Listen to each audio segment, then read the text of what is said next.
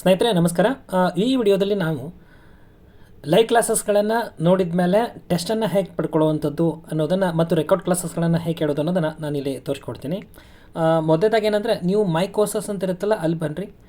ಈಗಾಗಲೇ ನೀವು ಜಾಯಿನ್ ಆಗಿರ್ತೀರಲ್ಲ, ಅದಾದಮೇಲೆ ನಿಮ್ಗೆ ಯಾವ ಬ್ಯಾಚ್ ಅಥವಾ ಯಾವ ಕೋರ್ಸಿಗೆ ನೀವು ಕೇಳಬೇಕೋ ಆ ಕೋರ್ಸನ್ನು ತೆಗೆದುಕೊಳ್ಬೋದು. ಇಲ್ಲಿ ನಾನು ಒಂದು ಎಕ್ಸಾಂಪಲ್ ತೋರಿಸ್ತೀನಿ. ಸೊ ಈಗ ಸಮಾಜಶಾಸ್ತ್ರದ ತರಗತಿ ಇದೆ ಅಂದ್ಕೋಣ. Okay, S. ಸೊ ಇದ್ರ ಮೇಲೆ ನೀವು ಕ್ಲಿಕ್ ಮಾಡಿದಾಗ ವ್ಯೂ ಕೋರ್ಸ್ ಅಂತ ಮೇಲೆ ಮಾಡಿದಾಗ ಲೈವ್ ಕ್ಲಾಸಸ್ಗಳಿರ್ತಾವೆ, ಅವು ಇಲ್ಲಿ ಓಪನ್ ಆಗ್ತಾವೆ.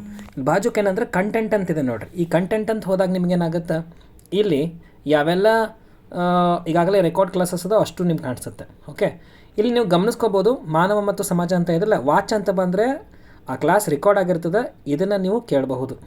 ಹೌದಾ? ಏನು ಕ್ವಾಲಿಟಿ ಕೇಳುತ್ತೆ, ಯಾವ ಕ್ವಾಲಿಟಿಯಲ್ಲಿ ನೀವು ಇಟ್ಕೊಂಡು ಕೇಳಬೇಕು ಅಂದ್ಕೊಂತಿರ್ತೀರಿ ಆ ಕ್ವಾಲಿಟಿ ಇಟ್ಕೊಡ್ರಿ. ಎಷ್ಟು ಕ್ವಾಲಿಟಿ ಕಡಿಮೆ ಇಟ್ಕೊತಿರೋ ಅಷ್ಟು ಏನಾಗುತ್ತೆ ಅಂದ್ರೆ ಕ್ವಾಲಿಟಿ ಒಂಚೂರು ಕಡಿಮೆ ಡಾಟಾ ಕೂಡ ಕಡಿಮೆ ಹೋಗ್ತದೆ. PDF ಅನ್ನು ಕೂಡ ನೀವು ಇಲ್ಲೇ ನೋಡ್ಕೋಬೋದು. ವ್ಯೂ PDF ಅಂತ ಬಂದಾಗ ಕಂಪ್ಲೀಟ್ PDF ಸಿಗುತ್ತೆ. ಓಕೆ, ಬರ್ದಿರೋದು ಕೂಡ ಸಿಗುತ್ತೆ. ಸೊ ಇಲ್ಲ ಅಂತಂದರೆ ಹೊರಗಡೆ ಬಂದಮೇಲೆ ಇಲ್ಲಿ ಒಂದು PDF ಐಕಾನ್ ಇದೆ ನೋಡಿರಿ ಮೇಲ್ಗಡೆ. ಸೊ ಅದ್ರ ಮೇಲೆ ಕ್ಲಿಕ್ ಮಾಡಿದಾಗೂ PDF ಓಪನ್ ಆಗುತ್ತೆ. ಇನ್ನು ನಂತರದೊಳಗೆ ಅಟೆಂಪ್ಟ್ ಟೆಸ್ಟ್ ಅಂತ ಇದೆ. ಇದನ್ನ ಮೇಲೆ ಕ್ಲಿಕ್ ಮಾಡಿರಿ ಅಂತಂದ್ರೆ ಈ ಚಾಪ್ಟರ್ ರಿಲೇಟೆಡಾಗಿ ನಿಮಗೆ ಕ್ವಶನ್ಸ್ ಕಾಣಿಸುತ್ತೆ. ಮ್ಯಾಕ್ಸಿಮಮ್ 24 ಕ್ವಶನ್ಸು, ಡ್ಯೂರೇಷನ್ 24 ಅಂತ ಬರುತ್ತೆ.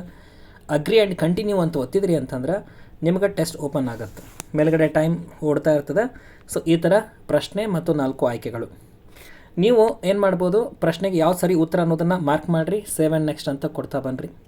ನಿಮ್ಮ ಉತ್ತರ ಯಾವ್ದು ಸರಿ ಇರುತ್ತೋ ಅದನ್ನು ನೀವು ಸೇವ್ ಆ್ಯಂಡ್ ನೆಕ್ಸ್ಟ್ ಅಂತ ಕೊಡ್ತಾ ಬರ್ಬೋದು. ಸರಿನಾ? ಸಪೋಸ್ ಏನರ ನೀವು ಮಾಡಿರ್ತೀರಿ, ಇದು ನಿಮ್ಗೆ ಬೇಡ ಆಗಿರ್ತದೆ, ಕ್ಲಿಯರ್ ರೆಸ್ಪಾನ್ಸ್ ಇದನ್ನು ತೆಗಿಬಹುದು. ಇಲ್ಲ ಅಂದರೆ ಮಾರ್ಕ್ ಆ್ಯಂಡ್ ನೆಕ್ಸ್ಟ್ ಅಂತ ಕೊಟ್ರಿ, ಮುಂದೆ ಅದು ಮಾರ್ಕ್ ಆಗಿ ಹೋಗ್ತಾ ಬರ್ತದೆ. ಟೋಟಲಿ ಎಷ್ಟು ಕ್ವಶನ್ಸ್ ಇದಾವೆ ಅನ್ನೋದನ್ನು ನೋಡಲಿಕ್ಕೆ ಮೇಲ್ಗಡೆ 3 ಡಾಟ್ಸ್ ಇದೆ ನೋಡಿರಿ ರೈಟ್ ಸೈಡ್ ಮೇಲ್ಗಡೆ, ಅದ್ರ ಮೇಲೆ ಕ್ಲಿಕ್ ಮಾಡ್ತೀರಾ. ಎಷ್ಟು ಮಾರ್ಕ್ ಫಾರ್ ರಿವ್ಯೂ ಆಗ್ಯದ, ಎಷ್ಟು ಅಟೆಂಪ್ಟ್ ಮಾಡಿರಿ, ಅನ್ಅಟೆಂಪ್ಟ್ ಮಾಡಿರಿ ಎಲ್ಲ ತೋರಿಸುತ್ತಾ. ಇಲ್ಲಿ ಆಲ್ ಅಂತ ಬಂದಾಗ ಇಲ್ಲಿ ಲಾಸ್ಟಿಗೆ ಡೌನ್ ಆ್ಯರೋ ಮಾರ್ಕ್ ಇದೆ ನೋಡಿರಿ, ಅದನ್ನು ಕ್ಲಿಕ್ ಮಾಡಿರಿ. ಸೊ ಟೋಟಲಿ 24 ಕ್ವಶನ್ಸ್ ಅದಾವೆ. ಈ 24 ಕ್ವಶನ್ಗೆ ಎಷ್ಟು ಆನ್ಸರ್ ಕೊಟ್ಟಿದ್ದೀನಿ ಗೊತ್ತಾಗ್ತದೆ. ನಾನು 24ಕ್ಕೆ ಹೋಗಬೇಕು ಅಂದರೆ ಅದ್ರ ಮೇಲೆ ಕ್ಲಿಕ್ ಮಾಡಿರಿ. ಸೊ ಸೀದಾ 24ನೇ ಕ್ವಶನ್ಸ್ಗೆ ಹೋಗ್ಬೋದು. ಅಥವಾ ನಾವು 13ನೇ ಕ್ವಶನ್ಗೆ ಹೋಗ್ಬೇಕಂದ್ರೆ ಕ್ಲಿಕ್ ಮಾಡಿರಿ 13. ಸರಿನಾ? ಲಾಸ್ಟಿಗೆ ಏನಂದರೆ ನೀವು ಇದನ್ನು ಸಬ್ಮಿಟ್ ಮಾಡಬೇಕು ಅಂದ್ರೆ ಅದರ ಮೇಲೆ ಮತ್ತೆ ಕ್ಲಿಕ್ ಮಾಡ್ತೀರಾ, 3 ಡಾಟ್ ಮೇಲೆ ಕೆಳಗಡೆ ಸಬ್ಮಿಟ್ ಟೆಸ್ಟ್ ಅಂತ ಬರುತ್ತೆ, ಕ್ಲಿಕ್ ಮಾಡಿರಿ. ಓಕೆ, ಸೊ ಅವಾಗ ಏನಂದ್ರೆ are you sure you want to submit the test ಅಂತ ಕೊಡುತ್ತೆ. ಎಸ್ ಅಂತ ಕೊಟ್ರಿ ಅಂದರೆ ಏನಾಗುತ್ತೆ, ನಿಮ್ಮ ಟೆಸ್ಟ್ ಸಬ್ಮಿಷನ್ ಆಯಿತು.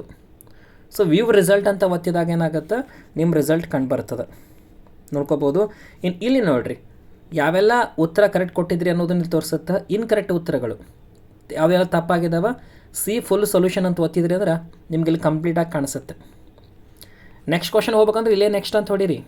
ಆವಾಗ ಮುಂದಿಂದು ಯಾವ್ಯಾವ ತಪ್ಪು ಉತ್ತರ ಕೊಟ್ಟಿದ್ರಿ ಮತ್ತು ಸರಿ ಉತ್ತರ ಯಾವುದು, ನೆಕ್ಸ್ಟ್ ಅಂತ ಹೊಡೀರಿ ಯಾವುದು, ಇದೆಲ್ಲ ಕಂಡು ಬರುತ್ತೆ. ಇನ್ನು ನೀವು ಯಾವ ಕ್ವಶನ್ಸನ್ನು ಅಟೆಂಡ್ ಮಾಡಿಲ್ಲ ಆ ಕ್ವಶನ್ಸ್ ಇಲ್ಲಿ ಇರ್ತದೆ ನೋಡಿರಿ, ಅನ್ಅಟೆಂಪ್ಟೆಡ್ ಅಂಥೇಳಿ. ಇದರ ಮೇಲೆ ಕ್ಲಿಕ್ ಮಾಡಿರಿ. ಅನ್ಅಟೆಂಪ್ಟೆಡ್ ಅಂತ ಬಂತು ಅಂತಂದರೆ ಇಲ್ಲಿ ಯಾವೆಲ್ಲ ನೀವು ಕ್ವಶನ್ಸನ್ನು ಅಟೆಂಪ್ಟೇ ಮಾಡಲಿಲ್ಲ ಅದು ಸಿಗುತ್ತೆ.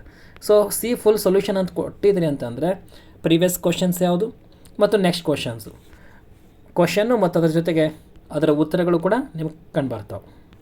ಸೊ ಈ ರೀತಿ ನೀವು ಟೆಸ್ಟ್ಗಳನ್ನು ಕೂಡ ಪಡ್ಕೋಬೋದು. ಐ ಹೋಪ್ ತಮ್ಮೆಲ್ಲರಿಗೂ ಅರ್ಥ ಆಯ್ತು ಅಂದ್ಕೊತೀನಿ. ಥ್ಯಾಂಕ್ ಯು ಸ್ನೇಹಿತರೆ.